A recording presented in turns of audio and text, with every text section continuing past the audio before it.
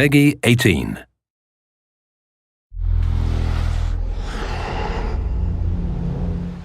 Hi, my name is Ashraf Ismael, Game Director of Assassin's Creed 4 Black Flag, and I'm very proud to be showing off the Caribbean open world.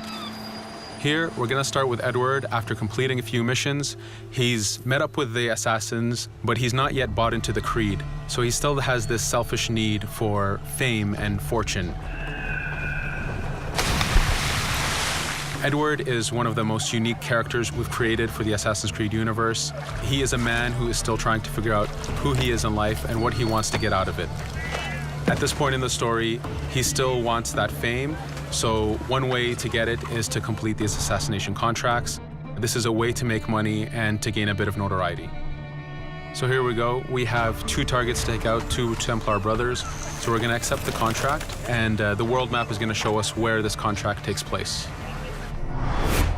So we see here that the contract is actually very close to us. It starts in the village we're in, but as we zoom out, we want to show you the world that we have. Many locations, over 50 locations, centered by Cuba, the Bahamas, and Florida up north. This is a massive world. There's a lot to find and do in this Caribbean Sea. But now we'll get back to the Fisherman Village and go after our targets. The Fisherman Village, it's one type of location in this world. It's really here as a convenience to the player. This is where you can start missions, where you can shop to upgrade Edward and the Jackdaw itself. It's really about the mood and the ambiance of the Caribbean Sea. In the distance, we have a tavern that we're approaching. Taverns are places where you can hire crew, play mini games, drink if you wish. But for now, we're going to focus on the targets and take them out.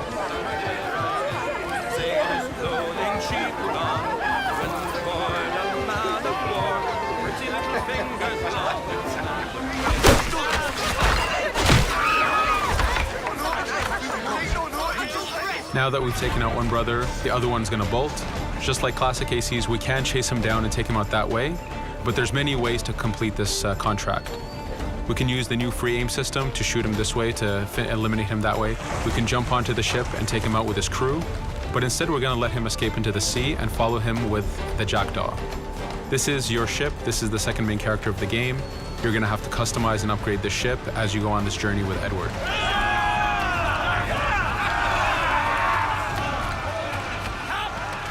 We've seamlessly gone from a ground chase right into a naval chase.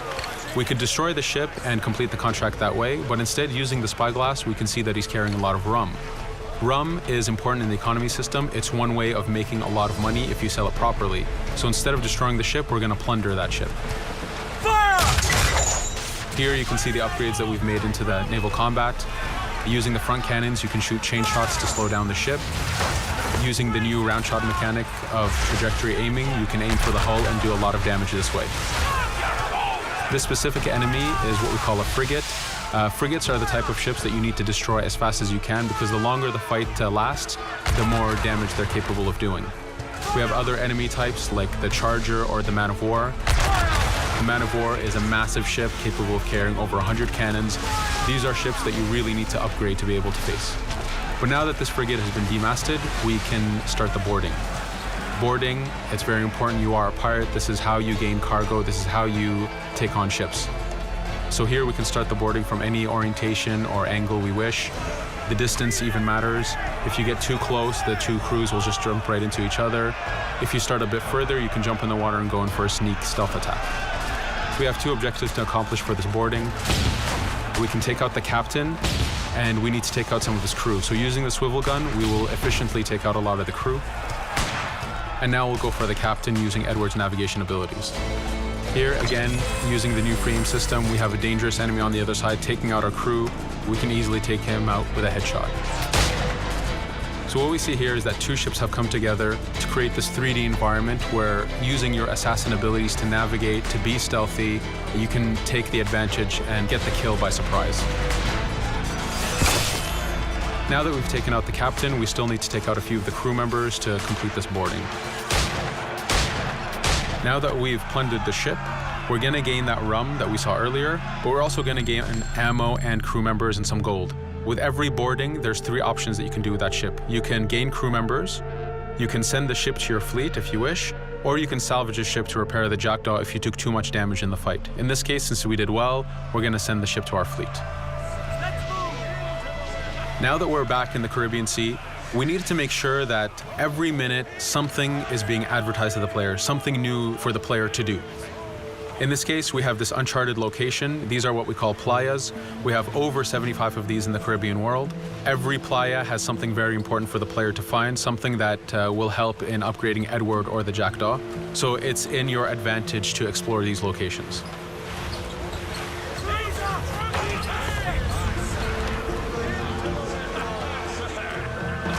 Again, for us, seamlessness is very important. We needed to be able to explore this Caribbean world without having too much interruption in the action. So being able to just let go of the wheel anywhere we want, jump into the water, and swim over to that location. This is very important for the mood and the immersiveness of this Caribbean open world. Here, as we get on the playa, in the distance we can see that there's a faction battle, but closer to us we can see that there's this poor drunken sailor who's passed away. But being a pirate, of course, we're going to loot his body and see what he has for us.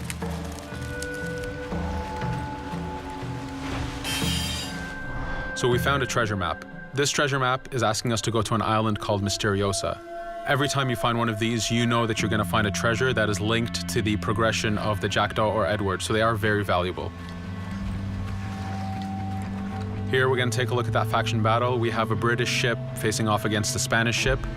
We could jump in and take advantage of this opportunity, allowing each ship to weaken the other and for us to plunder both. But now we're going to make our way back to the Jackdaw. Again, this is the second main character of the game. There's a lot of customization and a lot of upgrading to do on the Jackdaw. You can upgrade all the weapons to fit the playstyle you wish. Now, as we get onto the Jackdaw, we can see that the crew is cheering for us. Edward has a really close relationship with his first mate, Adewale, standing right there, and with his crew. And this is something that you'll see later in the demo, that we can lose and gain crew members.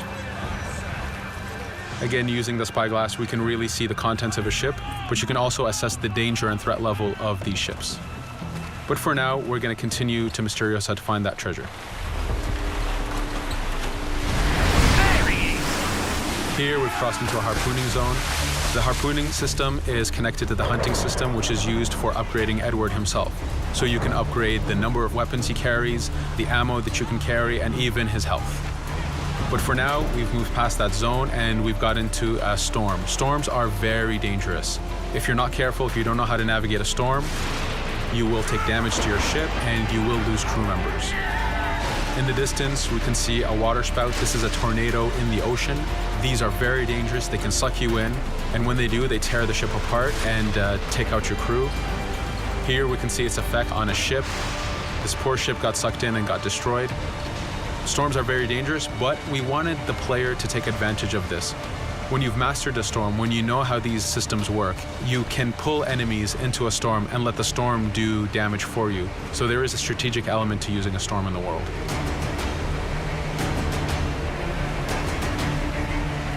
Here we can see that the storm is dying down a bit, but there's still this torrential downpour. It was very important for us to get the real mood of and atmosphere of the Caribbean in the weather cycles and in the daytime cycles.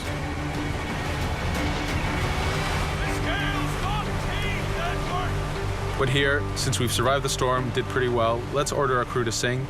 Sea shanties are a part of this game. It's a collectible that you can find in the world.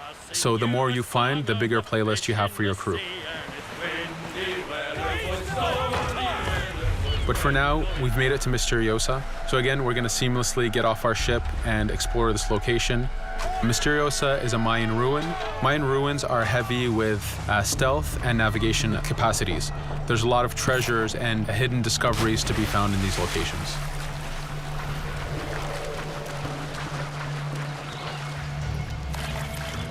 If we recall the treasure map, the treasure is hidden behind a temple.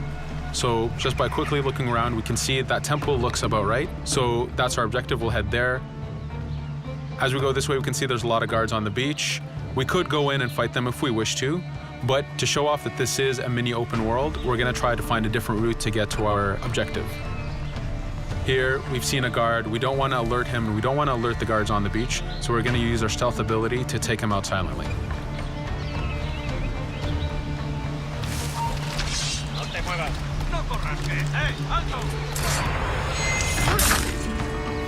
With AC3, we were able to push the navigation in the frontier, which means using natural environments like trees and rocks and so on. Mayan ruins are the perfect place where we mix man-made structures and these natural environments. So you really get to feel how far the navigation abilities of the assassin have come since the original game. In the distance there, we can see another part of the island being blocked off by a patrol of guards. We're going to avoid it for now and go for that treasure.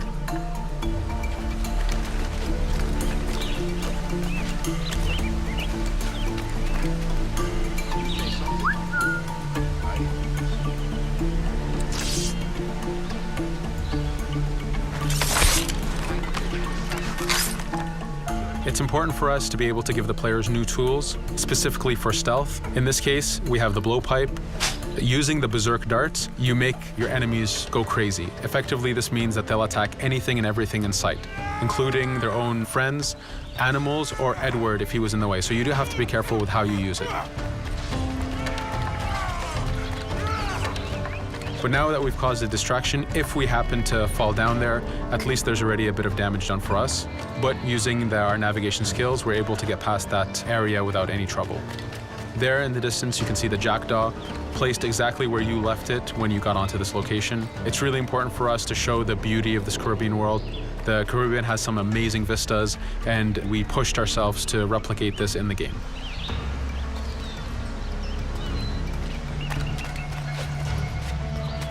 As we continue forward, we can see in the distance there's a couple prisoners that are taken hostage.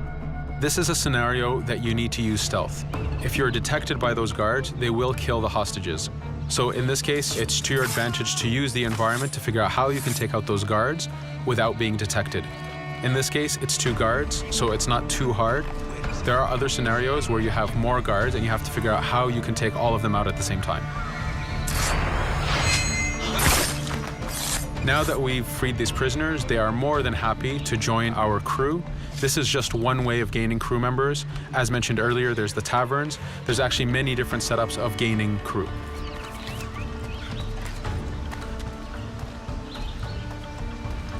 Here, we're going to go back to the treasure map.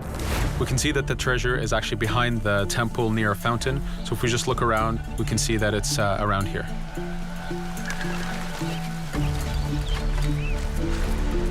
Now that we've found the treasure, what we've actually found is a blueprint. Blueprints are incredibly valuable for the upgrading of the jackdaw. This is how you can upgrade the biggest and most devastating upgrades of the ship. So here we're approaching a reach high point. Just like classic ACs, synchronizing with the reach high point reveals the contents of a location and the map itself. But as an added feature, because this game world is so huge, there are many different locations, this also becomes a fast travel point. So now you can, by synchronizing, now you can come back here anytime you wish to collect those treasures that we passed up a bit earlier.